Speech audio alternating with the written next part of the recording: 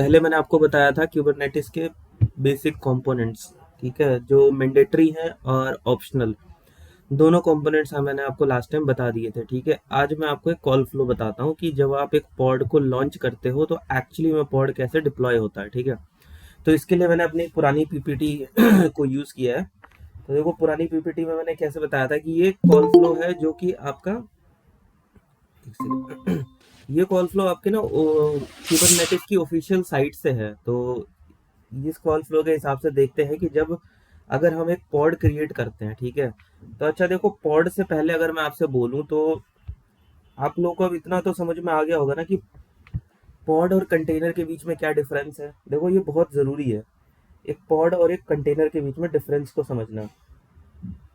अभी तक हमने जो फाउंडेशन लेवल में पढ़ा वो एक कंटेनर था, वो एक कंटेनर था, एक ऐसा कंटेनर जिसमें L5 L4, ठीक है, साथ में प्लेटफॉर्म की कुछ डिपेंडेंसीज होती थी, जैसे जो भी कर्नल डिपेंडेंसीज कह सकते हो आप, ओएस डिपेंडेंसीज इसकी अपनी होती थी जो ये लेकर आता था, और ये इस प्लेटफॉर्म के ऊपर लॉन्च होता था, जो कि एक ऑपरेटिंग सिस्टम होता था जिसमें कि आपने एक container run time software install किया हुआ है, कंटेनर रन टाइम सॉफ्टवेयर, और ये जो है वो आपका है L3 L2, और ये नीचे से कैसे आ रहा हो, चाहे वो एज अ वीएम आ रहा हो, चाहे वो एज अ बेयर मेटल आ रहा हो, आपके लिए ये एक इंफ्रा होता था। ठीक है, आपके लिए एक इंफ्रा होता था। तो इस तरीके से जो ये कंटेनर यहाँ टॉप पे रन करता था, ठीक है, अगर मैं बोलूँ कि इस कंटेनर के अगर कॉल फ्लो को मुझे पूरा करना है कि कंटेनर कंप्लीट कैसे होगा, तो देखो ये आ रहा है और ये आपके यहाँ से L2 L3 ले रहा है, ठीक है, तो ये और यहाँ से ये L1 ले रहा है, तो इस तरीके से ये कंप्लीट स्टैक पूरा हो जाता था इसका। ये देखो, ये कंप्लीट स्टैक पूरा हो गया।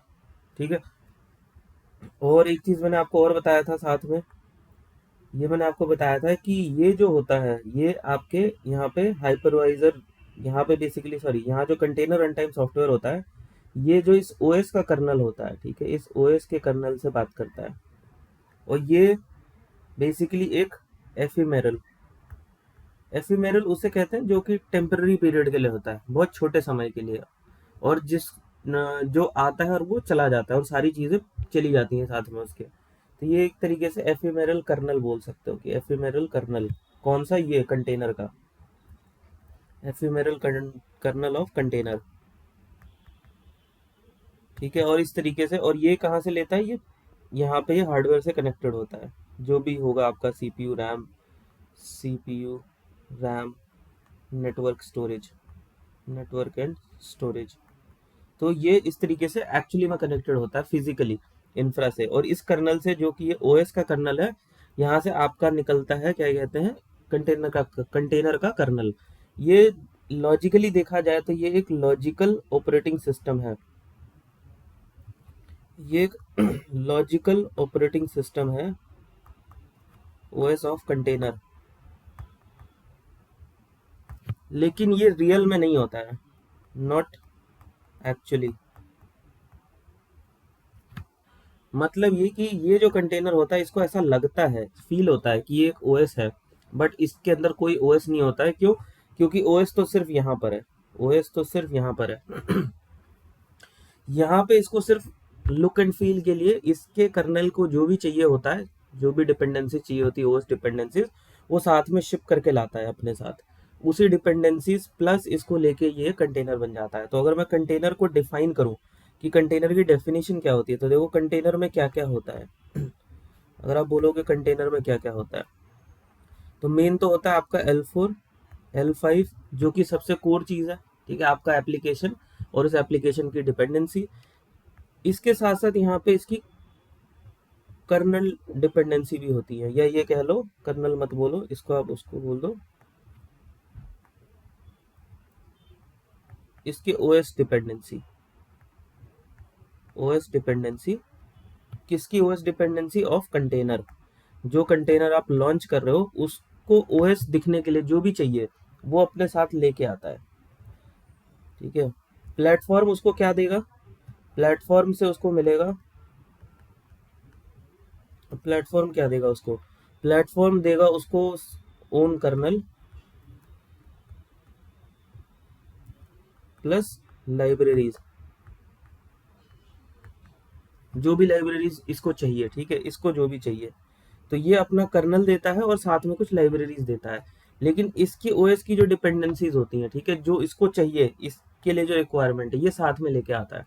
तो ये होता है आपका कंटेनर का सॉफ्टवेयर, ये हो गया आपका कंटेनर पैकेज, या आप इसको इमेज भी बोल सकते हो, जो कि बेसिकली एक tar डॉट gz फाइल होती है। जनरली आपको ये tar डॉट gz फाइल मिलती है कंटेनर की, तो उसके अंदर आप ये चीज़ें एक्सपेक्ट कर सकते हो, ये चीज़ें होती हैं। प्लेटफॉर्म ऑलरेडी आपका अप एंड रनिंग है, प्लेटफॉर्म आपको ये सब चीज़ें देता है, वो अपना खुद का कर्नल देगा। और वो कर्नल कैसे देता है, जो आपने सॉफ्टवेयर इंस्टॉल किया ना कंटेनर रन टाइम, इसकी हेल्प से, कंटेनर रन टाइम, यहाँ से क्या करता है, ये आपको कर्नल का एक हिस्सा देता है, बोरो करते हो आप। तो इसके अंदर जो ये जो यहाँ पे कर्नल वर्चुअली बनेगा, ये जो ओएस डिपेंडेंसीज के साथ ये यहाँ पे एक वर्चुअल कर्नल बनेगा, वर्चुअल एफिमेरल भी लिखता हूँ साथ में ताकि आप लोग कंफ्यूज ना रहो, ये वर्चुअल एफिमेरल कर्नल होगा, वर्चुअल एफिमेरल कर्नल, मतलब कि एक टाइम पीरियड के लिए कर्नल बनता है और वो फिर लूज हो जाता है, उसका जो भी काम होता है। तो ये तरीके से आपका कंटेनर था, ठीक है। तो ये सब चीजें मैंने आपको कंटेनर में समझा दिया था। फिर मैंने आपको बोला था कि क्यूबरनेटिस के अंदर कंटेनर नहीं होता है, पॉड होता है। तो ये चीज देखो बहुत अच्छी तरह समझ लो, क्यूबरनेटिस का पॉड वर्सेस कंटेनर, इन दोनों में क्या डिफरेंस है। क्यूबरनेटिस में जो पॉड होता है, जिसको कि हम पॉड बोलते हैं, ये बेसिकली कॉम्बिनेशन हो सकता है एक या एक से ज्यादा कंटेनर्स का, ठीक है। तो आप इसके अंदर एक कंटेनर रख सकते हो, कंटेनर ए, इसके साथ आप इसके साथ हेल्पर कंटेनर डाल सकते हो, हेल्पर कंटेनर, हेल्पर कंटेनर। तो ये बेसिकली इसी मेन जो कंटेनर है आपका, जो एक्चुअल जो कंटेनर है, लेट्स से कि मैंने मेन एक फंक्शन डाला इस कंटेनर के अंदर, इस पॉड के लिए मैंने एक कंटेनर डिफाइन किया है। तो इस कंटेनर को जो भी हेल्प चाहिए होगी, मान लो कुछ एक्स्ट्रा सॉफ्टवेयर चाहिए होंगे, जो भी रिलेटेड टू एप्लीकेशन, तो उसके लिए मैंने यहाँ पे एक हेल्पर कंटेनर बना दिया है। तो ये वाला जो कंटेनर है, ये बेसिकली हेल्पर कंटेनर है। तो इस तरीके से हम पॉड को शिप करते हैं। तो एक पॉड में, एक पॉड के अंदर आप एक कंटेनर भी रख सकते हो अगर आपको कोई हेल्पर नहीं चाहिए तो, ठीक है, आपकी रिक्वायरमेंट में अगर जरूरत नहीं है। या फिर आप एक पॉड में दो कंटेनर भी रख सकते हो। अब देखो, जब आप दो कंटेनर रखते हो दैट मीन्स कि एक मेन कंटेनर होगा और एक हेल्पर कंटेनर होगा। अगर आप एक पॉड में तीन कंटेनर्स रखते हो,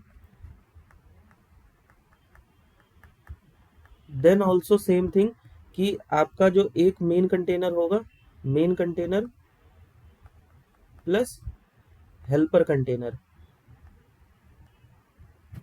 याद रखना, एक पॉड के अंदर सिर्फ एक ही मेन कंटेनर्स को शिप करना, मतलब एज अ डेवलपर बता रहा हूँ, अगर आप डेवलप करते हो तो ऑलवेज रिमेंबर कि एक पॉड के अंदर आप एक ही मेन कंटेनर को रखो, बाकी सारे हेल्पर्स को रखो, हेल्पर कंटेनर। ऐसा क्यों, ये भी मैंने आपको पहले बताया हुआ था कि मेन कंटेनर को ही लाइट रखने के लिए इसके बहुत सारे रीजंस होते हैं, कि जो ये कंटेनर जब ये रन करेगा, जब ये पॉड रन करेगा, अब देखो क्यूबरनेटिस हमेशा जो है वो पॉड को मैनेज करता है, मैनेज्ड बाय क्यूबरनेटिस। क्यूबरनेटिस कभी भी पॉड कंटेनर को मैनेज नहीं करता है। यही रीजन है कि आपको क्यूबरनेटिस के अंदर पॉड को डिप्लॉय करना पड़ता है, ना कि कंटेनर्स। पॉड और कंटेनर में कोई डिफरेंस नहीं है। पॉड जो होता है वो एक लॉजिकल रैपर होता है आपके कंटेनर के ऊपर। तो आप अपने कंटेनर को डिपेंडिंग की किस तरीके का डिजाइन है, आप एक पॉड में एक कंटेनर रख सकते हो, दो रख सकते हो, तीन रख सकते हो, चार रख सकते हो, जैसा भी आपको ठीक लगता है, ठीक है। ये सब आपकी अपनी चॉइस है, आप कैसे रखना चाहते हो। मैंने आपको बता दिया कि कोशिश करो कि जो मेन कंटेनर है उसके साथ जितने भी हेल्पर्स हैं, आप हेल्पर्स को उसमें रखो, बट दो मेन कंटेनर्स को आप एक साथ मत रखो। ऑलवेज ट्राई कि आप दो मेन कंटेनर्स को एक साथ एक पॉड में मत रखो। तो ये चीज आप समझ गए कि what is the difference between pod and a container. इसमें किसी को डाउट है तो प्लीज पूछ लो, क्योंकि अब मैं आपको कॉल फ्लो बताने जा रहा हूँ। किसी को है डाउट? हेलो। हेलो। हेलो। हाँ सर पूछिए। कंटेनर को अगर सिंपल वे में समझना हो तो मतलब अगर उसको और शॉर्ट में समझना हो तो किस तरीके से समझ सकते हैं? भाई अगर उसका डेफिनेशन अगर बहुत शॉर्ट में देना हो तो? आपने आज पहली बार ही क्लास ज्वाइन किया क्या? नहीं नहीं नहीं, ज्वाइन किया मैंने लास्ट। अच्छा, देखो मैंने यार कंटेनर को बहुत अच्छी तरह समझाया है। हमने ऑलमोस्ट 11 क्लासेस ली हैं सिर्फ कंटेनर्स के ऊपर ही। ठीक है। अब कंटेनर को अगर आपको और डिटेल में समझना है तो मैं एक अलग से क्लास करूंगा, जिसके अंदर मैं आप लोगों को पूरा रिफ्रेश कराऊंगा पीछे से। ठीक है। एक क्लास हम इस वीक में ऐसी करेंगे जिसमें मैं आपको सब कुछ रिफ्रेश करूंगा। ठीक है। तो तब मैं आपको कंटेनर समझा दूंगा, बट अभी के लिए आप ये समझो, क्योंकि आपका क्वेश्चन जो है वो मतलब बहुत लेट आया है ये। तो अभी के लिए आप ये समझो कि जो मैंने स्टैट्स बताए थे शुरू में, कि ये आपका एक हार्डवेयर होता है जिसको कि हम L1 बोलते हैं। इसके ऊपर आपका ऑपरेटिंग सिस्टम डलता है जिसको कि आप L2 बोलते हो। इसके ऊपर आप OS की जो है क्या कहते हैं पैचिंग करते हो। ठीक है, OS रिलेटेड सेटिंग्स, तो इसको आप L3 बोलते हो। एंड देन इसके बाद आप इसके ऊपर सॉफ्टवेयर को इंस्टॉल करने से पहले जो डिपेंडेंसीज होती हैं उनको आप रिजॉल्व करते हो, जिसको कि आप L4 बोलते हो। और इस फिर फाइनली आप अपना एंड सॉफ्टवेयर इंस्टॉल करते हो। तो ये बेसिकली एक स्टैक होता है जब आप किसी भी सॉफ्टवेयर को इंस्टॉल करते हो कहीं भी वर्ल्ड वाइड। ठीक है, ये यूनिवर्सल स्टैक है। अब इस स्टैक के अंदर जो डेवलपमेंट हो रही थी मार्केट के अंदर, एडवांस टेक्नोलॉजीज आई थी जिसके अंदर आपका वर्चुअलाइजेशन आया। ठीक है। एक वर्चुअलाइजेशन आया जिसने कहा कि मैं हार्डवेयर को वर्चुअलाइज करके वीएम में बना सकता हूँ, जिसके ऊपर बेस्ड आपका इंफ्रास्ट्रक्चर एज अ सर्विस का कॉन्सेप्ट आया। फिर आपका एक मॉडल आया जिसके अंदर उसने बोला कि मैं ओएस को एक लॉजिकल पार्टीशनिंग कर सकता हूँ। लॉजिकल, तो आई थिंक ये मैं वर्ड ज़्यादा बेटर मुझे लग रहा है, लॉजिकल पार्टीशनिंग। ओएस की लॉजिकल पार्टीशनिंग, ये थोड़ा सा फिट है। इंस्टेड ऑफ सेइंग कि एक लॉजिकल ओएस या एक वर्चुअल ओएस। देखो ये तो एक वर्चुअल वीएम होती है, दैट इज ट्रू। इसको हम बोलते हैं वर्चुअल वीएम, जब आप एक हार्डवेयर को वर्चुअलाइज करते हो। लेकिन जब आप एक ओएस को कंटेनराइज करते हो, इस प्रोसेस को कंटेनराइजेशन कहा जाता है, कंटेनराइजेशन। और इसका जो आउटपुट होता है वो बेसिकली होता है कंटेनर। अब कंटेनर किसे कहते हैं? तो देखो ये जो ऑल 5 शिप टुगेदर, अगर ये सब एक साथ शिप करोगे तो इसको हम बोलते हैं बेयर मेटल टेक्नोलॉजी। ठीक है, monolithic, monolithic on bear metal, इसको हम बोलते हैं। अगर आप सिर्फ इतनों को शिप करते हो, ठीक है, जिसमें कि आपका फर्स्ट वाला लेयर रिमूव हो गया, हार्डवेयर वर्चुअलाइजेशन आपने किया, अब आपने वीएम बना दी तो आप ओएस पे आ गए। तो इस टेक्नोलॉजी को हम बोलते हैं मोनोलिथिक ओवर वर्चुअल मशीन। तो ये भी काइंड ऑफ मोनोलिथिक ही है, जिसमें कि L2 L3 L4 L5 all together है। ठीक है।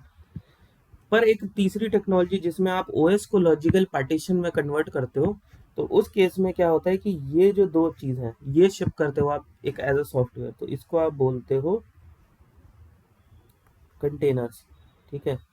और ये होता है आपका माइक्रो सर्विस। तो आपका जो टेक्नोलॉजी इवोल्यूशन है वो मोनोलिथिक ऑन बेयर मेटल से कंटेनर्स, जो कि माइक्रो सर्विस हैं, इस पे हुआ है इवोल्यूशन मार्केट में। ठीक है। इंडस्ट्री हमारी जो सॉफ्टवेयर टेक्नोलॉजी है वो एक ऐसी स्टेज से जहाँ पे कि ऑल 5 लेयर्स टुगेदर शिप होती थी। ठीक है, एक सिंगल स्टैक होता था। आज की डेट में आप कंटेनर्स तक पहुंच चुके हो। कंटेनर्स का मतलब होता है L4 एंड L5। मतलब ये अगर आपको विजुअलाइज करना है तो विजुअलाइज देखो ऐसे करो कि एक हार्डवेयर है, इसके ऊपर एक ऑपरेटिंग सिस्टम है। ठीक है, ये एक प्लेटफॉर्म है। ठीक है, let's call it as a platform. ऐसे ही आपका एक हार्डवेयर है। ठीक है, इसके ऊपर एक ओएस है, ये दूसरा प्लेटफॉर्म है। तो ये प्लेटफॉर्म वन है। ठीक है, ये प्लेटफॉर्म वन है और ये प्लेटफॉर्म टू है। अब इसके ऊपर आप क्या करते हो, यहाँ पे बेसिकली आप एक सॉफ्टवेयर इंस्टॉल करते हो। उस सॉफ्टवेयर का नाम होता है container run time. Container run time. इस सॉफ्टवेयर की हेल्प से क्या होता है कि आप इसके ऊपर कंटेनर्स रन करते हो, यहाँ पे कंटेनर्स रन करते हो, तो इनको हम बोलते हैं कंटेनर। अब इस कंटेनर के अंदर बेसिकली क्या होता है L4 और L5। ठीक है, L4 L5। मतलब जो भी आप कंटेनर एप्लीकेशन है वो आप यहाँ पे यूजली डिप्लॉय करते हो। तो जब स्टैक होता है, जैसे मान लो ये कंटेनर के पास L4 L5 है, अब इसको अपना स्टैक पूरा करना है, अब इसको रन करना है, तो क्या होगा कि इसको चाहिए L3 L2 एंड L1। देखो L3 L1 तो ये होता है, और ये होता है L2, और इसी में ही समवेयर एक लेयर होगी L3। ठीक है, क्योंकि आप OS से ही रिलेटेड है तो मैंने इसीलिए कॉमन कर दिया। OS के पार्ट में मैंने उसको काउंट कर लिया, चाहे तो आप उसको दो सेपरेट लेयर बना सकते हो। ठीक है, जस्ट मैंने स्पेस को बचाने के लिए ऐसा किया है। तो L1 L2 L3, और उसके बाद आपका ये कंटेनर देखोगे तो ये यहाँ से पूरा हो रहा है। ठीक है, अगर मैं कलर से दिखाऊं तो ये वाला अगर देखोगे तो ये भी यहाँ से पूरा हो रहा है। ठीक है, ये दूसरे कलर से दिखा देता हूँ, तो ये देखो ये वाला जो है वो भी यहाँ से पूरा हो रहा है। दैट मीन्स कि दोनों कंटेनर्स, आपके जो दोनों कंटेनर्स हैं वो रन कर सकते हैं, बिकॉज उनकी ऑल 5 लेयर्स कंप्लीट हो रही है। एक चीज़ याद रखना, कभी भी आप कोई भी टेक्नोलॉजी यूज़ करते हो, आपकी जो 5 लेयर्स हैं वो पूरी होनी चाहिए।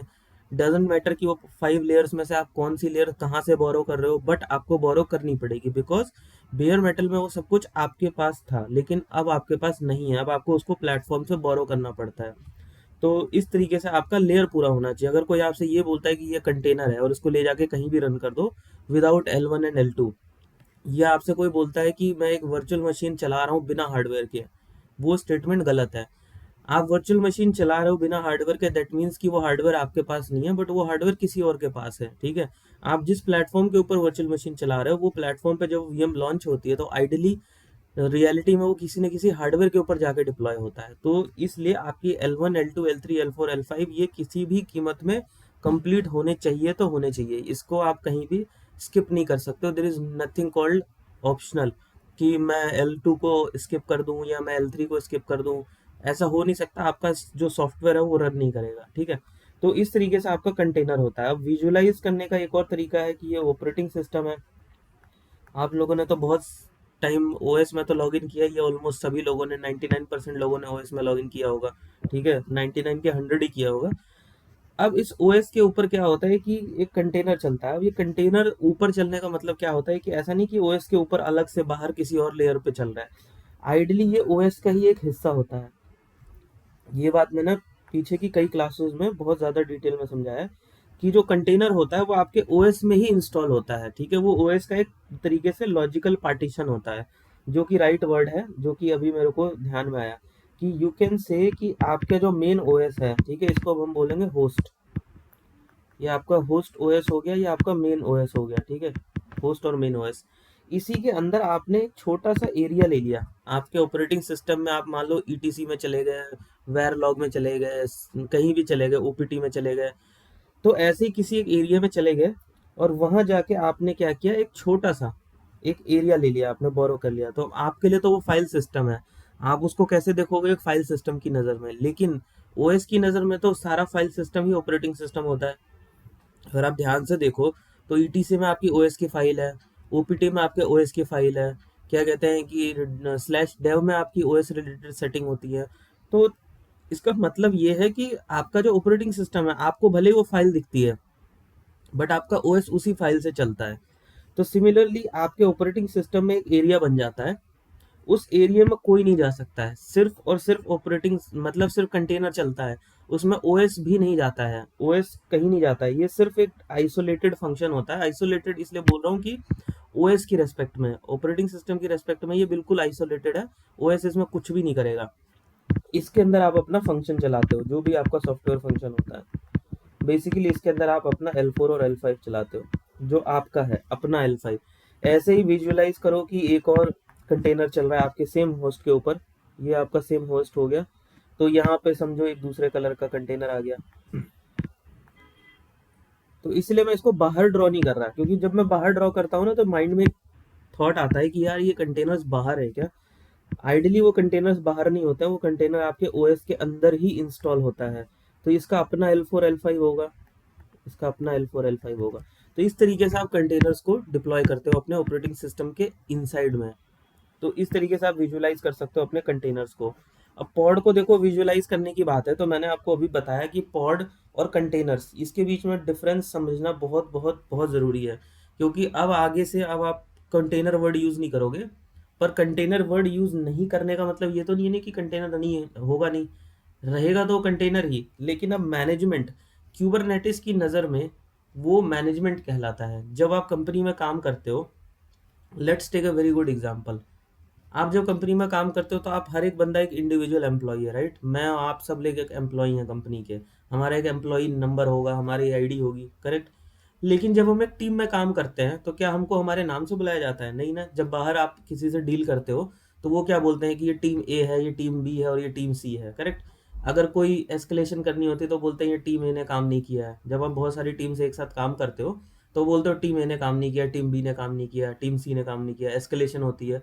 तो दैट मीन्स कि जब आप एक्सटर्नल आउटसाइड से देखते हो तो आप उसको टीम बोलते हो। इंटरनली हो सकता है कि आप ही की टीम के दो लोग काम कर रहे हो, समझ रहे हो? तो ऐसे ही पॉड और कंटेनर होता है। अंदर एम्प्लॉय होते हैं, मतलब कि अंदर कंटेनर्स होते हैं, लेकिन जब बाहरी कोई भी एक्ट करता है, बाहर मतलब कुबरनेटिस, तो वो हमेशा उसको पॉड बोलता है। क्यूबरनेटिस कोई भी एक्शन लेगा, स्टॉप करेगा, तो वो पॉड को स्टॉप करेगा, कंटेनर को स्टॉप नहीं करेगा। तो ऐसा समझो कि जब एस्केलेशन आती है तो पूरी टीम की आती है कि भाई टीम में 2 लोग हैं, 3 लोग हैं, डज़न्ट मैटर, इस टीम की एस्केलेशन करो, इस टीम ने अपना काम नहीं किया। तो इस तरीके से आपका पॉड तो कंटेनर हो गया और ये हो गया आपका पॉड। तो इसको आप बोलो कि ये टीम हो गई, ठीक है? टीम कह लो, ग्रुप कह लो, जो आपको अच्छा लगे। और ये हो गया आपका इंडिविजुअल मेंबर, इंडिविजुअल मेंबर। तो अगर मैं बोलूँ कि एक टीम है तो इस टीम का मतलब ये थोड़ी है कि कि वहाँ पे कोई इंडिविजुअली मेंबर नहीं है तो उसके अंदर इंसान ही है ना, एम्प्लॉयज ही हैं। पर हम आउटसाइड से जब देखते हैं तो हम उसको टीम बोलते हैं। यही सेम डिफरेंस आपका कंटेनर और पॉड के बीच में होता है। क्लियर हुआ? यस सर, सर हो गया। ठीक है, और किसी को कोई डाउट है इसके ऊपर, पॉड और कंटेनर में? तो वो इस डेफिनेशन से, एग्जांपल से तो हो जाना चाहिए। आप लेके चलो कि पॉड एक टीम है या ग्रुप है, और कंटेनर एक इंडिविजुअल मेंबर है। तो अगर मैं पॉड की बात कर रहा हूँ कुबरनेटिस में, तो इसका मतलब ये थोड़ी कि उसके अंदर कंटेनर नहीं होगा, इंडिविजुअल मेंबर तो रहेगा ना उसके अंदर। हाँ, मैं बाहर से अगर देखूंगा क्यूबरनेटिस के पॉइंट ऑफ व्यू से तो मुझे हमेशा एक पॉड दिखेगा। एक्चुअली में अंदर जो है वो कंटेनर्स चलते हैं। तो ये कोर डिफरेंस है दोनों के बीच में, ठीक है? तो अगर किसी को डाउट नहीं है तो फिर मैं कॉल फ्लो पे आना चाहूँगा, क्योंकि कॉल फ्लो जो है वो सबसे इम्पोर्टेंट है अभी आपको समझने के लिए, ठीक है? तो कॉल फ्लो की बात करते हैं कि क्यूबरनेटिस के अंदर आप कैसे एक पॉड को डिप्लॉय करते हो, या जब आप एक पॉड को डिप्लॉय करते हो तो अंदर क्या होता है। मैंने आपको पहले ही सारे कंपोनेंट्स के बारे में बता रखा है, ठीक है? कि क्यूबरनेटिस में जितने भी कंपोनेंट्स हैं उनका क्या काम है। एपीआई सर्वर के बारे में मैंने आपको बताया था, मैंने आपको ईटीसीडी डेटा स्टोर के बारे में समझाया था लास्ट टाइम, मैं आपको कंट्रोलर मैनेजर बताया था, शेड्यूलर बताया था, क्यूबलेट बताया था, और ये बताया था कि जो एक्चुअली नोड पे आपका चलता है कंटेनर रन टाइम सॉफ्टवेयर। तो container run time software Kubernetes का कंपोनेंट नहीं है, क्यूबरनेटिस उसको यूज करता है, ठीक है? क्यूबरनेटिस के कंपोनेंट में आप कभी भी कंटेनर रन टाइम सॉफ्टवेयर को एज अ क्यूबरनेटिस सर्विस नहीं पढ़ोगे, लेकिन जो एक्चुअली में यूज होगा वो आपका container run time software use होगा। मैं आपको अभी दिखाऊंगा अभी एक और डायग्राम के साथ, ठीक है? तो लेट्स से अब क्या होता है कि अब ये हैं हम। कृष्णा, एक डाउट है। हाँ बोलो। ये कंटेनर जो रन टाइम सॉफ्टवेयर है, ये डॉकर ही है या मतलब क्या है? देखो, डॉकर तो पहली बात है कंपनी है, ठीक है? अब आप कहते हो कि ये हाँ, डॉकर कंपनी है। कंटेनर रन टाइम है, तो क्यूबरनेटिस के अंदर आप कोई भी रन टाइम आप यूज कर सकते हो, आप अपनी चॉइस का। तो आप इसके अंदर डॉकर का भी कंटेनर रन टाइम यूज कर सकते हो, आप इसके अंदर पॉडमैन का भी कंटेनर हम्म। सॉफ्टवेयर यूज कर सकते हो, मिरांटिस का भी यूज कर सकते हो, किसी भी कंपनी का आप container run time software use कर सकते हो। इसीलिए यहाँ पे इसको कंटेनर रन टाइम कहा गया है, स्पेसिफिक नाम नहीं दिया गया। बट हाँ, ये मान के चलो कि स्टार्टिंग में काफी सालों तक क्यूबरनेटिस भी जो है वो डॉकर के ही कंटेनर रन टाइम को यूज करता था। लेकिन अभी आपके पास ऑप्शंस हैं, आप और भी बहुत सारे container run time software use कर सकते हो, आपको जो भी अच्छा लगता है, ठीक है? ये प्लेटफॉर्म एडमिनिस्ट्रेटर के रिस्पॉन्सिबिलिटी है कि जब वो प्लेटफॉर्म बिल्ड करता है क्यूबरनेटिस का, तब वो कौन सा container run time software use करना चाहता है, ठीक है? हाँ, ओके। अच्छा, तो ये कंपोनेंट्स तो मैंने आपको बता दिया था। अब कॉल फ्लो देखो कैसा होता है कि मैंने आपको बताया एक एपीआई सर्वर होता है मेन, ठीक है? एपीआई सर्वर आपका फ्रंट एंड होता है। या मुझे लगता है कि इस कॉल फ्लो से पहले मैं आपको नहीं, ठीक है, चलो कॉल फ्लो ही पहले देखते हैं। तो कॉल फ्लो में देखो क्या है कि ये जो एपीआई सर्वर है, ये आपका जेसॉन समझता है, मतलब अगर मुझे इससे बात करनी है, और क्यूबरनेटिस में एक बहुत अच्छी बात क्या है कि किसी को भी अगर क्यूबरनेटिस से बात करनी है, प्लस इंटरनली क्यूबरनेटिस के कंपोनेंट्स को भी अगर आपस में बात करनी है, तो उनको एपीआई सर्वर से बात करनी पड़ती है। ये क्यूबरनेटिस का डिज़ाइन है। आई थिंक कि हमको वही वाला डायग्राम पढ़ना चाहिए। एक सेकंड को, कहाँ गया? हाँ, ये वाला। आई गेस ये इम्पोर्टेंट है समझना, क्योंकि cube API server, I think शायद नेटवर्क स्लो है। आपको डायग्राम दिख रहा है क्या? अब दिखा जो मैं मेन प्रेजेंट कर रहा हूँ, कुबरनेटिस क्लस्टर आर्किटेक्चर। जी जी हाँ दिख रहा है। तो देखो, जो ये हमारा एपीआई सर्वर होता है, ये सबसे फ्रंट एंड गेटवे होता है क्यूबरनेटिस के अंदर। किसी को भी अगर क्यूबरनेटिस से बात करनी है, चाहे वो आउटसाइड वाला हो, ठीक है, चाहे वो इनसाइड वाला हो। इनसाइड में दोनों आते हैं, वर्कर और मास्टर प्लेन। ये मैंने आपको प्लेन तो बता ही दिया था कि दोनों प्लेन्स में क्या डिफरेंस होता है। कंट्रोलिंग से रिलेटेड जो सर्विसेज होती हैं वो आपकी मास्टर प्लेन में चलती हैं, और एक्चुअल जो पॉड्स होते हैं वो आपके वर्कर प्लेन पे चलते हैं, ठीक है। तो क्यूबरनेटिस की कौन सी सर्विस किस नोड पे डिप्लॉय होती है? तो देखो, कंट्रोलर पे अगर आप बोलोगे, कंट्रोलर पे ये कंट्रोलर प्लेन है, ठीक है, और ये आपका वर्कर है। तो क्यूबरनेटिस की जो सर्विसेज हैं ये आपको दिख रही हैं यहाँ पे 5 सर्विसेज।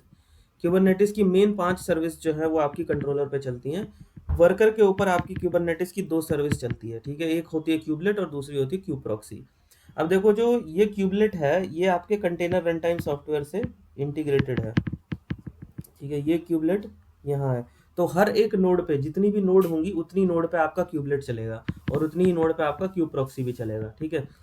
प्रॉक्सी का काम सिर्फ ये होता है कि वो आउटसाइड वर्ल्ड से आपकी टोपोलॉजी को हाइड कर देता है। मतलब आउटसाइड वर्ल्ड को पता ही नहीं चलेगा कि आपका जो पॉड है, जिससे आपने कनेक्शन बनाया हुआ है जिस कंटेनर के साथ, वो एक्चुअली में कहाँ पर है, समझ रहे हो, किस वर्कर नोड पे है या कहाँ पर है, ये हाइड कर देता है आउटसाइड वर्ल्ड की नज़र से।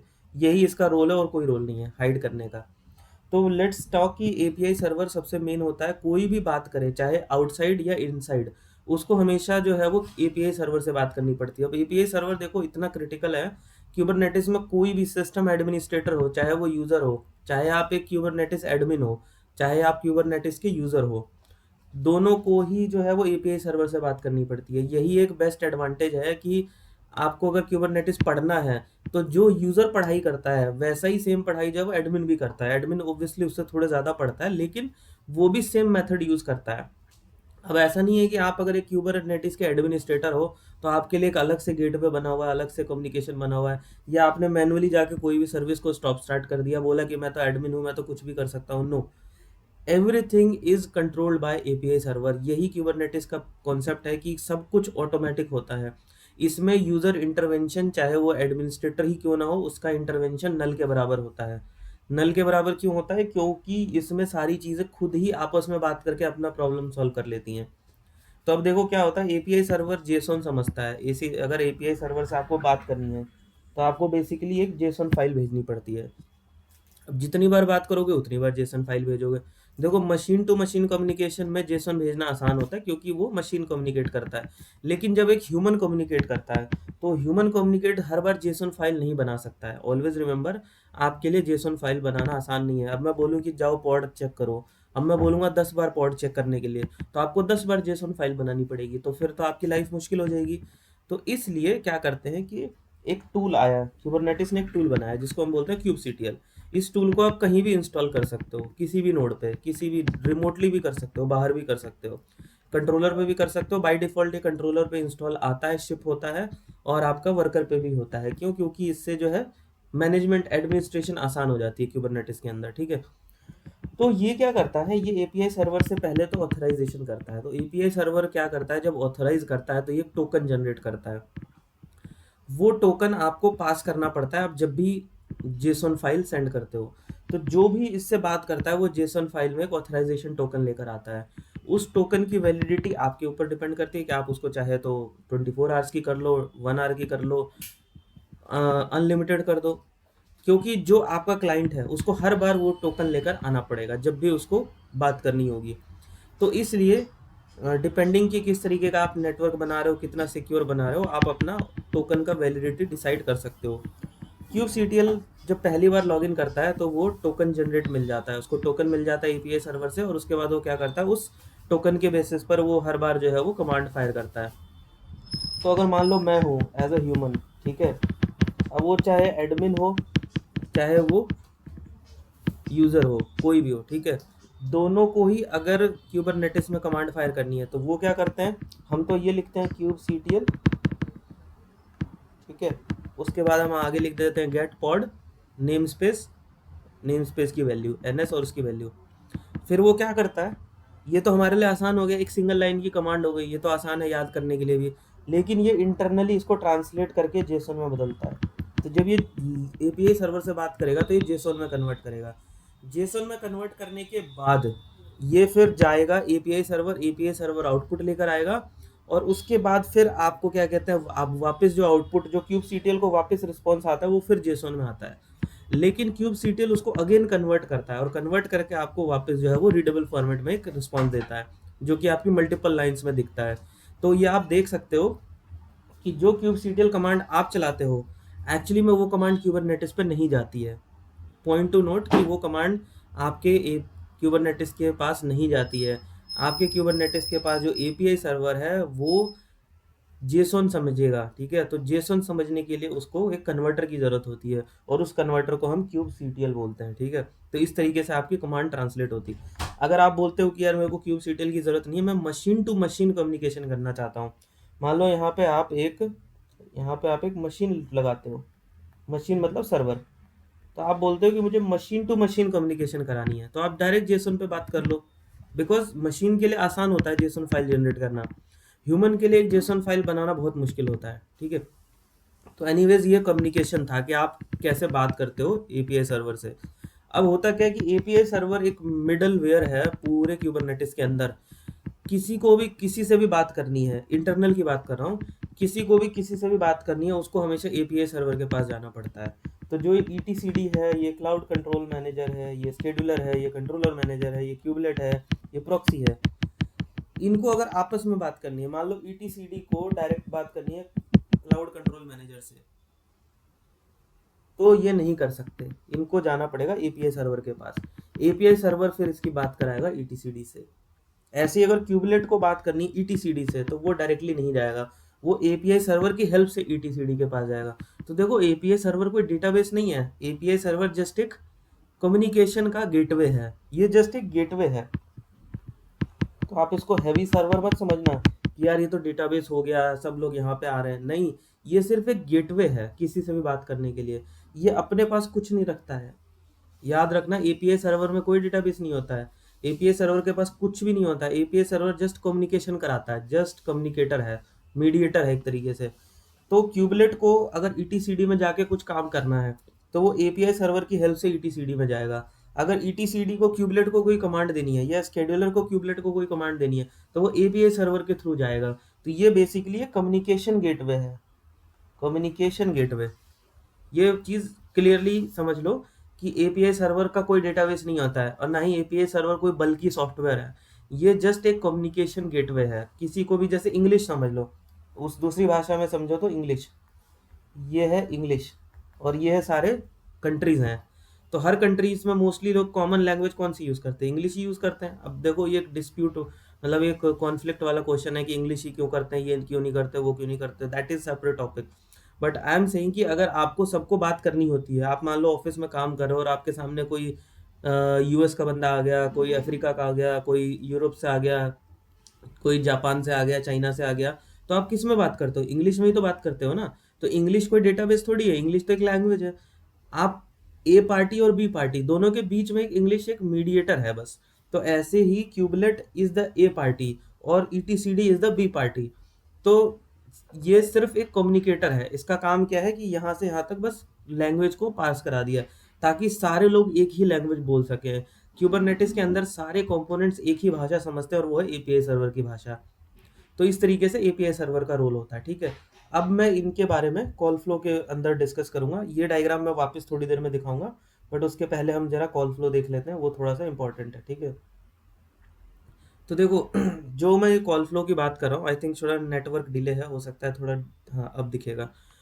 तो इस कॉल फ्लो की जब हम बात करें तो अभी आप देखो, मैंने आपको अभी जो थोड़ी देर पहले बताया, अब आप समझ गए कि जो ये एपीआई सर्वर है ये बेसिकली इंग्लिश है, इंग्लिश लैंग्वेज है, ठीक है, एक इंग्लिश लैंग्वेज है जिसका काम है लोगों को आपस में जोड़ना, ठीक है। तो अब मैं क्या करूंगा, अगर मैं एक ह्यूमन हूं और मैं क्यूब सीटीएल से डायरेक्ट अगर मैं एपीआई सर्वर को कमांड दे रहा हूं, ठीक है, तो यहाँ पे अगर क्यूब सीटीएल है बीच में, अगर ये मान लो क्यूब सीटीएल है, क्यूब सीटीएल, दैट मीन्स कि मैंने इधर तो दिया अपना ह्यूमन रीडेबल फॉर्मेट और इधर क्या गया, जेसन गया। तो क्यूब सीटीएल की रिस्पॉन्सिबिलिटी है कि जब वो एपीआई सर्वर से बात करे तो वो जेसन फॉर्मेट में आउटपुट दे, ठीक है। इसके बेसिस पर अब एपीआई सर्वर के पास एक रिक्वेस्ट आ गई कि एक पॉड को डिप्लॉय करना है। अब ये कॉल फ्लो एक पॉड का है, रिमेंबर पॉड का कॉल फ्लो है कि एपीआई सर्वर के पास रिक्वेस्ट आई है कि एक पॉड क्रिएट करना है। तो ये क्या करता है, ये सबसे पहले जाता है ईटीसीडी के डेटा स्टोर पे। ईटीसीडी डेटा स्टोर बेसिकली एक स्टोरेज, आप कह सकते हो डेटा स्टोरेज है, डेटाबेस नहीं है, डेटा स्टोर है। ये फाइल बेस क्लस्टर भी है और फाइल बेस ये डेटाबेस भी है। इसमें क्या होता है कि आपने जो ये डिराइव कहाँ से, ये आया कहाँ से, ये आया लाइनेक्स से। लाइनेक्स का जो एक डायरेक्टरी होता है जिसको हम बोलते हैं ईटीसी, याद है ईटीसी डायरेक्टरी, तो इसी से ईटीसीडी आया है, ईटीसीडी स्ट्रक्चर। ये क्या कहता है कि जितने भी मेंबर्स हैं, जितने भी मेंबर्स हैं इस क्यूबरनेटिस आर्किटेक्चर के, वो जो भी काम कर रहे हैं, जो भी काम कर रहे हैं, वो सब यहाँ लाके एंट्री क्रिएट करें। तो ये बेसिकली एक रजिस्टर है, ठीक है, एक रजिस्टर कॉपी है, नोटबुक है, जिसके अंदर सब लोग आके अपनी अपनी हिसाब लिख के जाते हैं।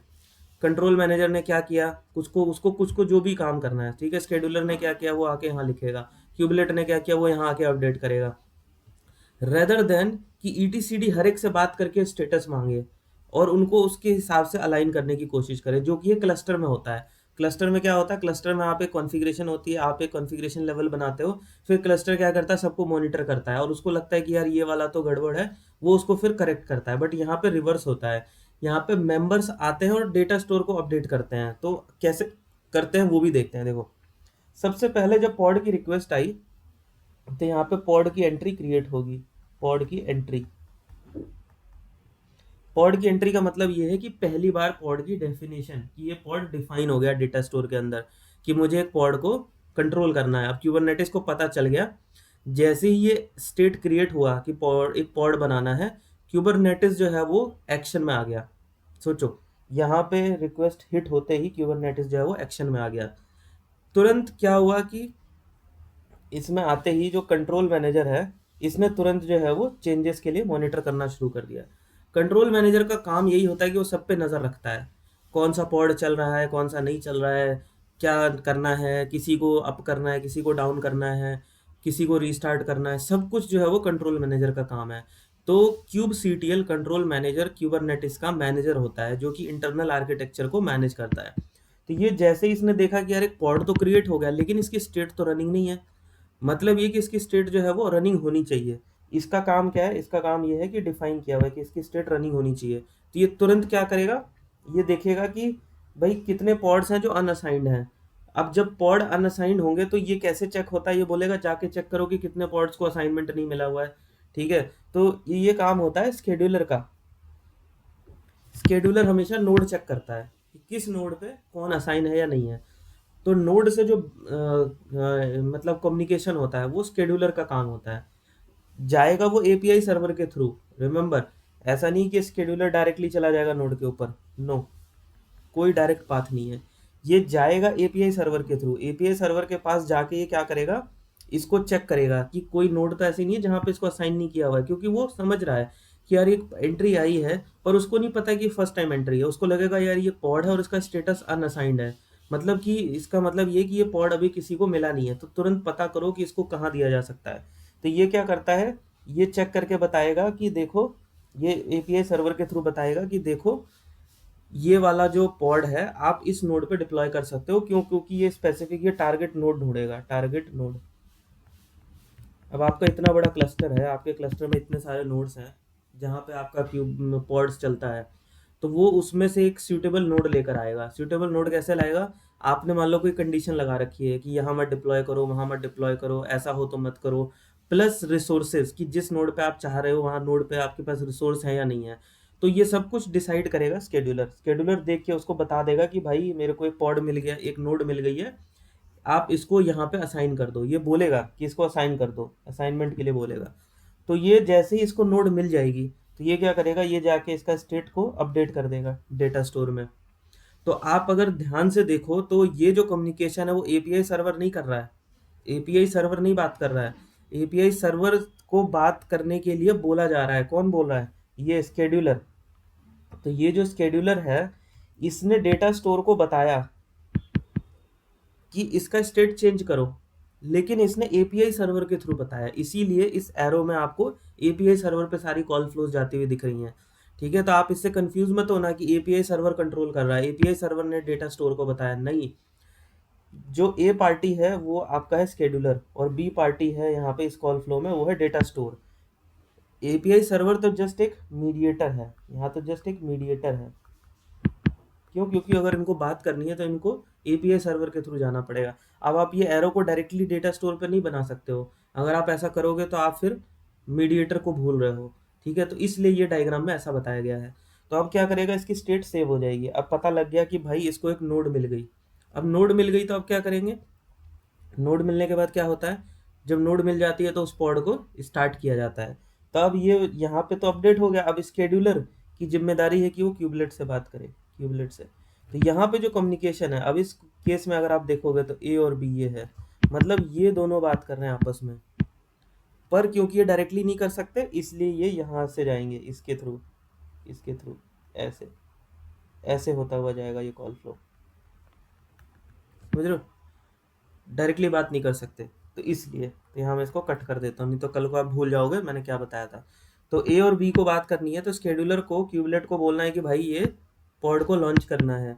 तो अब ये क्या करेगा, ये यहाँ पे इसको पोर्ट की बाइंडिंग करनी है। तब इसको कमांड आ गई, क्यूबलेट के पास कमांड आ गई। ठीक है, क्यूबलेट को पता चल गया कि मुझे एक कंटेनर को चलाना है, बेसिकली पॉड चलाना है। ठीक है, अब देखो kubelet is the main entity जिसको पॉड टू कंटेनर मैपिंग करनी होती है, क्योंकि यहाँ से क्यूबरनेटिस का कंपोनेंट खत्म हो जाता है। क्यूबलेट एक लास्ट कंपोनेंट है, इसके बाद आता है आपका कंटेनर रन टाइम सॉफ्टवेयर, जो कि आपका क्यूबरनेटिस के कंपोनेंट का पार्ट नहीं है, बट हाँ सॉफ्टवेयर है। ऐसा नहीं कि कोई क्यूबरनेटिस यूज नहीं करता है, यूज करता है, बट ये क्यूबरनेटिस का कंपोनेंट नहीं है। अब ये क्या करेगा, कंटेनर रन टाइम सॉफ्टवेयर को ऑर्डर देगा। तो ये क्या ऑर्डर देगा, ये बोलेगा रन कंटेनर। तो ये कंटेनर स्टार्ट करने को बोलेगा, रन कंटेनर। अब आप बोलोगे कि आपने तो बोला था पॉड होता है क्यूबरनेटिस में, तो मैंने इसीलिए आपको अभी समझाया था कि यहाँ तो है टीम, ठीक है, और इधर है आपका इंडिविजुअल मेंबर। मतलब ये कि जब टीम को मेल आती है तो मेल आ गई टीम के नाम से, hi team please do this task. तो जब टीम में आती है तो इंटरनली जो आपका जो टीम लीड होगा, ये क्यूबलेट बेसिकली टीम लीड है। ठीक है, तो इसको आप टीम लीड समझो, ये हो गया आपका टीम लीडर, जो भी नाम दे दो, टीम लीडर कह लो या जो भी। तो ये क्या करेगा, टीम लीडर जो है वो अब इंडिविजुअली असाइन करेगा कि हाँ भाई चलो ये काम तुम करो। तो इस तरीके से वो यहाँ पे टास्क असाइन करता है। ठीक है, ओह सॉरी फिर से मिल गया, ये बार बार ना स्लाइड्स इधर उधर हो जाती हैं। आई गेस नेटवर्क स्लो है। आपको दिख रहा है क्या कॉल फ्लो जो मैं ड्रॉ कर रहा हूँ? आई थिंक नेटवर्क में डिले हो गया। अभी तो what makes Kubernetes so impressive दिख रहा है। हाँ समझ गया, मैं समझ गया भाई, नेटवर्क इशू है, नेटवर्क। हाँ अब आया, अब आ गया होगा डिले।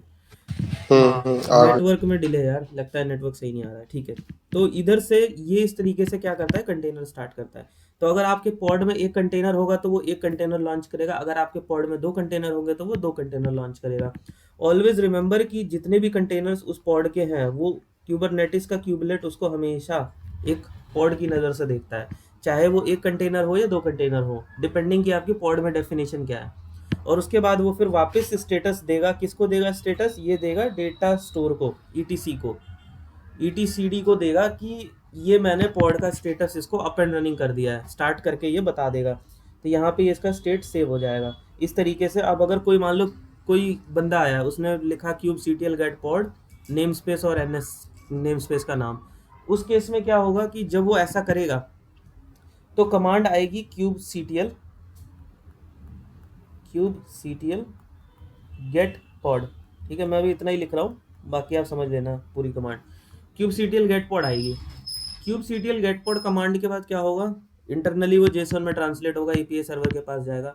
अब एपीआई सर्वर के पास जाएगा तो वो कहाँ रेफर करता है, वो रेफर करता है डेटा स्टोर को। वापस वो क्यों जाएगा, शेड्यूलर का क्या रोल है kubectl get pod में, कोई रोल नहीं है। कंट्रोल मैनेजर का क्या रोल है, कोई रोल नहीं है। क्यूबलेट का क्या रोल है, कोई रोल नहीं है। क्यूबलेट बाय डिफॉल्ट जो है वो ईटीसीडी को बार बार बता रहा है, हर एक टाइम पे रियल टाइम के बेसिस पर वो जाके डेटा स्टोर को एंट्री क्रिएट कर रहा है। क्यूबलेट जब आप कमांड फायर करते हो तब क्यूबलेट नहीं जाता है चेक करने। क्यूबलेट बाय डिफॉल्ट जो स्टेटस होता है रियल टाइम पे कंटेनर्स का, वो ईटीसीडी के डेटा स्टोर में अपडेट करता रहता है। तो इस केस में क्या होगा कि सीधा का सीधा एपीआई सर्वर जो है वो ईटीसीडी के डेटा स्टोर में जाएगा। तो रुको एक काम करता हूँ, कॉल फ्लो तो मेरा ऑलमोस्ट कंप्लीट हो ही गया है, ठीक है। तो यहाँ पे मैं आपको एक चीज़ लास्ट बता देता हूँ। इस केस में देखो क्या होगा कि जब आप कहोगे kubectl get pod, kubectl get pod, तो ये क्या करेगा कि आपका जो, अब ये आपका हो गया kubectl का टूल, kubectl ये टूल हो गया। इसमें आपने यहाँ पे कमांड लिखा, ठीक है, ऊपर वाला। इसके बाद यहाँ पे आपने क्या कहते हैं, ये जेसन में कन्वर्ट हुआ, ठीक है, ये देखो जेसन में कन्वर्ट हो गया। अब ये चला गया किसके पास, एपीआई सर्वर के पास। एपीआई सर्वर, एपीआई सर्वर ने सीधा ईटीसीडी से बात किया, ठीक है, ईटीसीडी से बात किया और ईटीसीडी से पूछा कि भाई मुझे इसका स्टेटस बता दो। अब होता क्या है कि रियल टाइम पे ईटीसीडी को स्टेटस पता होता है पॉड्स का। क्यों, क्योंकि जो यहाँ पे जो आपका जो क्यूबलेट होता है, जो कि हर एक नोड में रन करता है, क्यूबलेट इंडिविजुअली रन करता है हर नोड में, ये रियल टाइम पे हमेशा इसको अपडेट देता रहता है, हमेशा पॉड का अपडेट जाता रहता है। तो जब आप यहाँ पे करते हो तो ये सिंपली क्या करेगा, यहाँ से रिक्वेस्ट की और यहाँ से रिस्पॉन्स आ गया, रिस्पॉन्स आया वापस किस में, जेसन में। फिर क्यूबलेट ने क्या किया, इसको कन्वर्ट किया और आपको यहाँ पे पॉड का स्टेटस आ गया, पॉड स्टेटस प्रिंट हो गया, ठीक है। इस तरीके से आपको पॉड का स्टेटस मिल जाता है।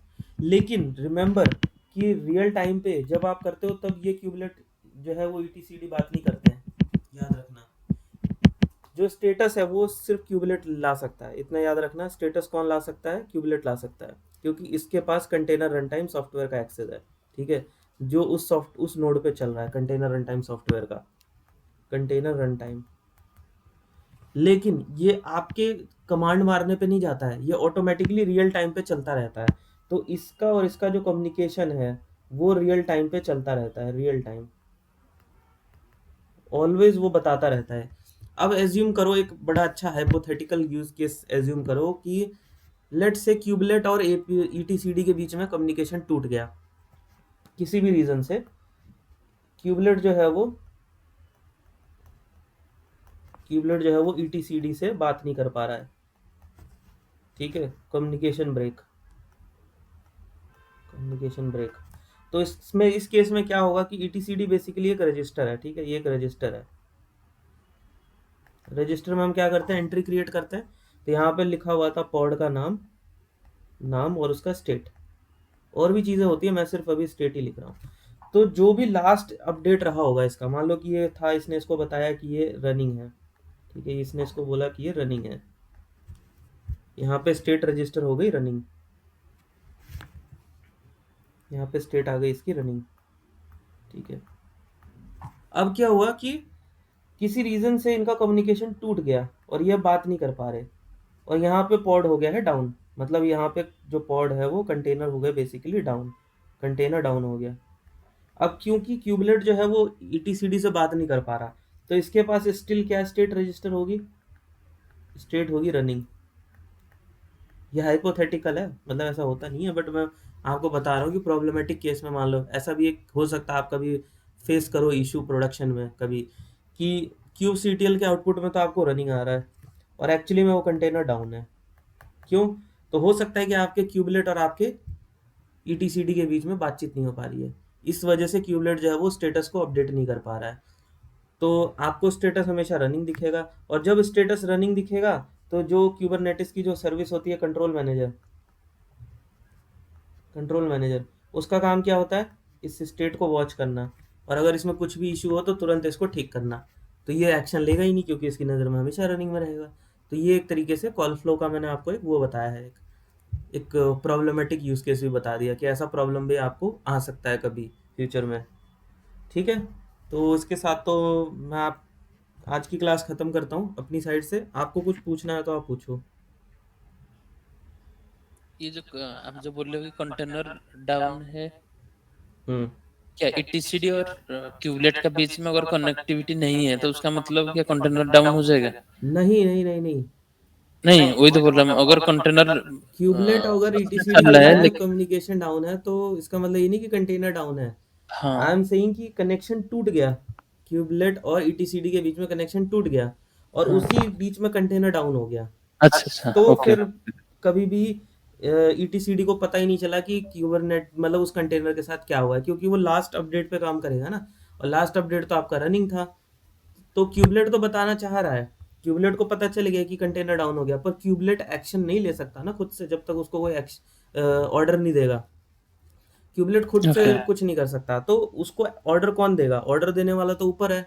अब वो ऑर्डर देने वाले ने ऑर्डर दिया ही नहीं क्योंकि उसको पता ही नहीं चला, बीच में कनेक्शन टूट गया। तो दो प्रॉब्लम्स आई साथ में। हाँ, यू आर राइट कि मुझे ये भी क्लियर करना चाहिए था कि जब कम्युनिकेशन टूटा उसी बीच में ही कंटेनर डाउन हो गया। दो प्रॉब्लम्स है, कंटेनर भी डाउन हो गया और कनेक्शन भी टूट गया है। तो वहां तक बताने वाला कोई भी नहीं है, ईटीसीडी को कभी पता ही नहीं चला कि ये बेचारा कंटेनर इस बीच में डाउन हो गया। ठीक है, तो ये देखो ये क्यूबरनेटिस का कितना इंपॉर्टेंस है आपस में कम्युनिकेशन का, कि अगर इसके कंपोनेंट्स आपस में बात नहीं करेंगे तो कितनी इश्यूज हो सकते हैं। ठीक है, और मैंने आपको बताया हाइपोथेटिकल है, ऐसा होता नहीं है, क्योंकि आप रिडंडेंसी लेके चलोगे ना। रिडंडेंसी मतलब आप कंट्रोलर तो लगाओगे ना, आप एक कंट्रोलर से थोड़ी काम करोगे। अगर आप एक प्रोडक्शन डिप्लॉय कर रहे हो तो अगर आप सिर्फ एक कंट्रोलर डिप्लॉय करोगे तो फिर तो आपका काम हो गया। अगर वो कंट्रोलर, अब देखो इसी में ही वो सारी सर्विसेज होंगी। मान लो ये आपका कंट्रोलर वीएम है या नोड है, नोड ही बोलते हैं, वीएम नहीं बोलते, कंट्रोलर नोड है, और ये आपके हो गए वर्कर नोड। ठीक है, ये बहुत सारे वर्कर नोड हो गए। तो इसमें मान लो ईटीसीडी चल रहा है, इसमें आपका एपीआई चल रहा है, इसमें आपका कंट्रोल मैनेजर चल रहा है। ठीक है, इसमें आपके सारे चल रहे हैं और यहाँ पे आपका क्यूबलेट चल रहा है। ठीक है, अब किसी रीजन से अगर मान लो ईटीसीडी डाउन हो गया तो फिर तो आपका सब बंद हो गया। बंद क्या मतलब कि जो ये अपडेट है, मान लो इससे इम्पैक्ट नहीं पड़ रहा है, ईटीसीडी के डाउन होने से कंटेनर्स को फर्क नहीं पड़ेगा, कंटेनर्स तो चल रहे हैं। लेकिन अगर इस बीच कोई कंटेनर हो गया डाउन, अगर कंटेनर डाउन हुआ तब उसको अप करने वाला कोई नहीं है। ठीक है, तब आप फिर वहीं वो पुरानी प्रॉब्लम में चले गए जो कि डॉकर कंटेनर्स के साथ थी। क्या उनको डाउन होने के बाद अप कौन करेगा, ये प्रॉब्लम था उस समय। ठीक है, तो ये सी और राइट, ओके। Thank you. और किसी का कोई क्वेश्चन? और एक चीज, जब पॉड पॉड वाला कॉल फ्लो था ना, जब शेड्यूलर माने प्रोडकेशन करता है उसी टाइम में मैंने कैसे पता चलेगा कहाँ पे खाली है वहां पे करना है, मतलब ये ईटीसीडी से शेड्यूलर, पता चलेगा? अच्छा कैसे खाली है, देखो वो तो उसका इंटरनल कॉल फ्लो है कि वो ईटीसीडी के थ्रू, देखो हर नोड जो है अपनी एंट्री वो ईटीसीडी में क्रिएट करती है। ठीक है, तो स्केड्यूलर क्या करता है कि उसको डेटा स्टोर में जाके पता लग जाता है, वो हर नोड को इंस्पेक्ट नहीं करेगा। ठीक है, इंस्पेक्शन करता है ऐसा नहीं है, इंस्पेक्ट नहीं करता है, बट वो इंस्पेक्ट करने के लिए एक्चुअली नोड पे नहीं जाता है। वो क्या करता है, वो डेटा स्टोर में जाके पढ़ लेता है सारी एंट्रीज कि ओके ये नोड ये इतना रिसोर्स एलोकेटेड है, इस नोड पे इतना एलोकेटेड है। तो इस तरीके से वो उसको क्या बोलते हैं हम, एक वर्ड होता है इंट्रोस्पेक्शन, इंट्रोस्पेक्शन करता है वो। बेसिकली वो वेरीफाई करता है, तो वो डेटा स्टोर से जाके वेरीफाई कर लेगा कि भाई इसकी जो एंट्री, ये कौन सी नोड खाली है, कौन सी नोड खाली नहीं है, कहाँ पे कितना रिसोर्स यूटिलाइजेशन है। तो ये सारी चीज़ें वो वहाँ से चेक कर लेता है। प्लस अगर उसको रिसोर्स का यूटिलाइजेशन भी देखना है तो वो भी वो देख सकता है, तो वो सारी चीज़ें वो वहाँ से चेक कर लेता है। ओके। ठीक है, और किसी का कोई सवाल? और क्यूबसीटीएल जो है सॉफ्टवेयर माने भी पैकेज टूल है, ये बेसिकली एक टूल है कुबरनेटिस का है या दूसरा किसी नहीं नहीं, ऑर्गेनाइजेशन का है? क्यूबरनेटिस का ही है। क्यूबसीटीएल। क्यूब सीटीएल जो है वो क्यूबरनेटिस का ही है। उन्होंने आउटसाइड ओके। एक्सेस को इजी करने के लिए ये बनाया हुआ है, पर इंस्टॉल ये सेपरेटली होता है, ये याद रखना। अगर आप क्यूबरनेटिस की इंस्टॉलेशन करते हो तो cube okay, CTL by default ठीक आपको नहीं मिलता है, आपको अलग से इंस्टॉल करना पड़ता है क्यूब सीटीएल का पैकेज। और सीके के एग्जाम में ये भी एक अपग्रेड के अंदर ये क्वेश्चन होता है, जब आपको अपग्रेड करने को बोलता है वो। ठीक है, और कोई क्वेश्चन किसी का? नहीं? तो चलो ठीक है, इसके साथ आज की क्लास खत्म करते हैं। हाँ, किसी को पूछना है क्या कोई? नहीं? नहीं, ठीक है। जैसे वर्कर नोड और जो कंट्रोल प्लेन है, वर्कर प्लेन और जो कंट्रोल प्लेन, तो वर्कर प्लेन में वो केवल क्यूबसीटीएल मतलब टूल जो है वो रन करेगा, और बाकी का जो चीजें हैं वो शेड्यूलर और etc, kubelet sorry kubelet, sorry यार क्यूबलेट हाँ, क्यूबलेट। क्यूबसीटीएल मत बोल देना, इंटरव्यू में नहीं पता हो जाएगा। क्यूबलेट ठीक है, ठीक। और क्यूब प्रॉक्सी भी चलती है साथ में। प्रॉक्सी, क्यूबलेट और प्रॉक्सी का काम नेटवर्किंग से रिलेटेड होता है। यही दो सर्विस चलती हैं क्यूबरनेटिस की वर्कर नोड में। मैंने आपको पहले भी बताया था कि वर्कर नोड को जितना हो सके उतना लाइट रखना होता है, क्योंकि आप उसको जितना बल्कि करोगे आपका जो ऑब्जेक्टिव है एक क्लाउड का वो डिफीट हो जाएगा। अगर आप अपनी वर्कर नोड पे ही सब कुछ चलाने लगे अपने प्लेटफॉर्म की सर्विसेज, तो फिर जो यूजर्स हैं उनको कहाँ से मौका मिलेगा? आपका तो नोड आप ही खा लोगे सारा रिसोर्सेज। तो इसलिए कॉन्सेप्ट यही होता है कि जितना लाइट कर सको उतना लाइट रखो, स्पेशली उस नोड को जिस नोड पे आपके पॉड्स चल रहे हैं। हाँ, आपका कंट्रोलर है, उस पे आपको जो सर्विस लानी है आप लेके आ जाओ, क्योंकि कंट्रोलर पे कोई भी पॉड नहीं चलता है एप्लीकेशन का। अभी एक ट्विस्ट मैं बाद में बताऊंगा। अभी तो आप यही समझो कि ये सर्विसेज होती हैं, ठीक है? तो ये सर्विसेज मोस्टली आपको कंट्रोलर पे मिलेंगी जितनी भी हैं, ठीक है? और किसी का कोई सवाल नहीं? तो अभी हमने काफ़ी कोर्स कवर कर लिया है, 13 डेज हमारे हो चुके हैं, ठीक है? अब मैं आपको फाउंडेशन में मैं आपको एक प्रैक्टिकल डेमो दूंगा, ठीक है? मैं आपको एक क्यूबरनेटिस इंस्टॉल करके दिखाऊंगा, और आप साथ के साथ एक अपना क्यूबरनेटिस बना सकते हो डायरेक्टली क्यूबरनेटिस की ऑफिशियल साइट पे जाके। वहाँ पे आपको इंस्टॉल नहीं करना पड़ता, आपको रन टाइम पे ऑन डिमांड आपको एक क्यूबरनेटिस का क्लस्टर मिल जाता है। तो उसमें आप अपनी प्रैक्टिस कर सकते हो, आपको जो भी करना हो। वो रन टाइम होता है, तो जैसे ही आप बंद करोगे वो डिस्ट्रॉय हो जाएगा, तो आपका कुछ भी सेव नहीं होगा। ये बेसिकली जब जस्ट आपको एक एक्सपीरियंस देने के लिए कि आपको क्यूबरनेटिस कैसे यूज़ करते हैं, तो आप वो यूज़ कर सकते हो। वो भी एक बहुत अच्छा ऑप्शन है, आपको खुद से कुछ नहीं डिप्लॉय करना है, आपको बना बनाया क्यूबरनेटिस मिल जाएगा जब तक आप स्क्रीन ऑन रखोगे तब तक, ठीक है? स्क्रीन ऑन मतलब जब तक आप उसको सेशन को कंट्रोल ऑन रखोगे। तो वो मैं आपको दिखाऊंगा, प्लस मैं आपको एक क्यूबरनेटिस का बना के दिखाऊंगा। बट मेरे पास अनफॉर्चुनेटली क्लाउड पे कोई वीएम नहीं है, और लैपटॉप की वीएम्स में क्यूबरनेटिस इंस्टॉल करना बहुत मुश्किल है, क्योंकि लैपटॉप की रिसोर्सेज जो होती हैं वो सफिशिएंट नहीं होती हैं। वो जो है वो इंस्टॉलेशन बीच में फेल हो जाता है। तो आई विल ट्राई कि अगर मुझे कहीं क्लाउड पे वीएम मिल जाती है तो एटलीस्ट 2 या 3 वीएम से मैं आपको एक पूरा का पूरा आर्किटेक्चर बना के दिखा दूंगा डिप्लॉय करके। इसके बाद हमारा जो है फाउंडेशन हमारा कंप्लीट हो जाएगा इसके साथ ही, ठीक है? तो हार्डली हमको 1 वीक की और क्लास लगेगी। इस वीक या हो सकता है नेक्स्ट वीक तक हम अपना फाउंडेशन फिनिश कर देंगे, ठीक है? तो ये मैंने आपको अपडेट दे दिया। चलो फिर मिलते हैं। हाँ बताओ। ठीक है, एक क्वेश्चन और था। ये जो मतलब जो हम वर्कर प्लेन और कंट्रोल प्लेन को मतलब डिवाइड करते हैं लॉजिकली, तो ये भी कोई टेक्निक ही है या क्लस्टरिंग टेक्निक है? मतलब ये टेक्निक नहीं है, ये इंस्टॉलेशन है। ये जो कंपोनेंट्स है ना, ये बेसिकली सॉफ्टवेयर का, यू कैन से कि ये सॉफ्टवेयर पैकेज होते हैं। तो आप जिस सॉफ्टवेयर पैकेज को जहाँ इंस्टॉल करोगे वही तो आपको वहाँ इंस्टॉल होगा ना। मान लो क्यूबलेट है, अब मैं क्यूबलेट को अगर मैं कंट्रोलर पे इंस्टॉल कर दूंगा तो वो क्यूबलेट इंस्टॉल हो जाएगा।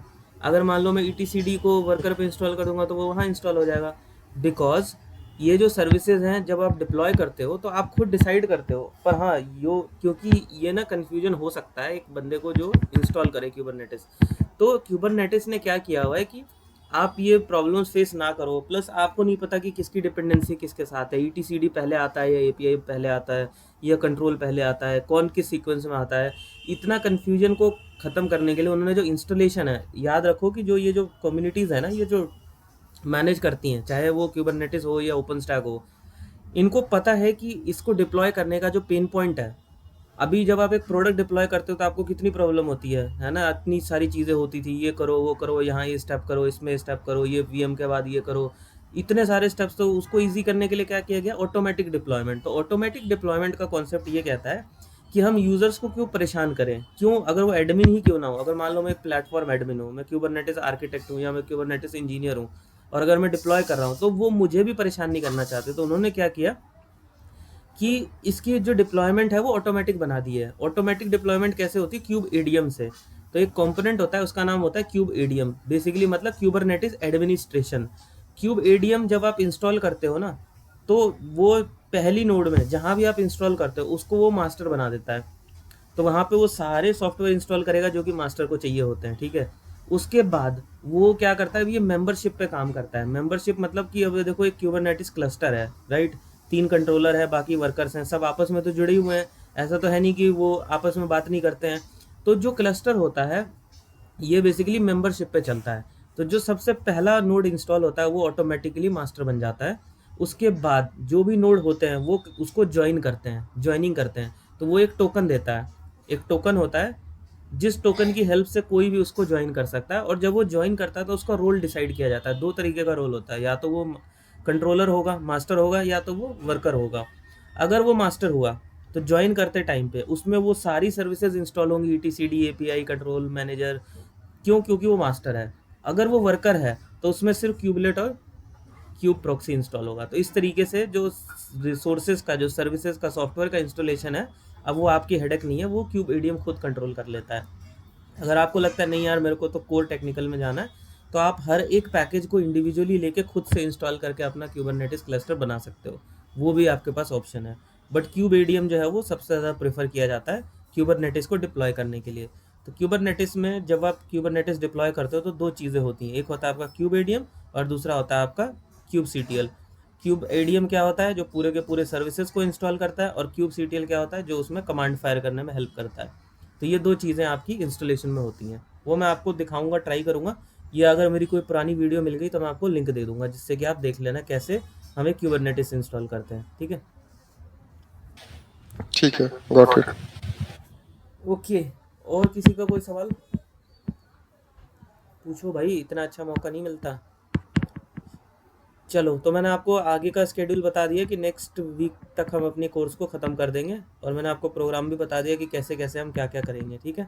एक दिन मैं इसमें बीच में रिफ़्रेश करूँगा, रिफ़्रेश में क्योंकि अभी रिकॉर्डिंग स्टार्ट हुई है ना, तो एक दिन मैं रिकॉर्ड करूँगा जिसमें मैं सारी चीज़ें शुरू से फाउंडेशन से क्लियर करूँगा। मैं आपको बता दूंगा कि वो फाउंडेशन मतलब वो रिकैप है, तो जो अगर स्किप करना चाहे वो स्किप कर सकता है, अगर किसी को लगता है उसको दोबारा नहीं पढ़ना है। पर जो लोग जिन्होंने बीच में ज्वाइन किया उनको मैंडेटरी है, क्योंकि उनके कॉन्सेप्ट जो हैं वो तभी क्लियर होंगे। जैसे आज क्वेश्चन था ना कि क्यूब कंटेनर और पॉड में और कंटेनर कैसे विजुलाइज होता है, तो वो सारी चीज़ें मैं दोबारा से रिफ़्रेश करूँगा, ठीक है। चलो फिर वेडनेसडे को मिलते हैं। Okay then, bye bye. ठीक है, ओके, बाय। बाय। थैंक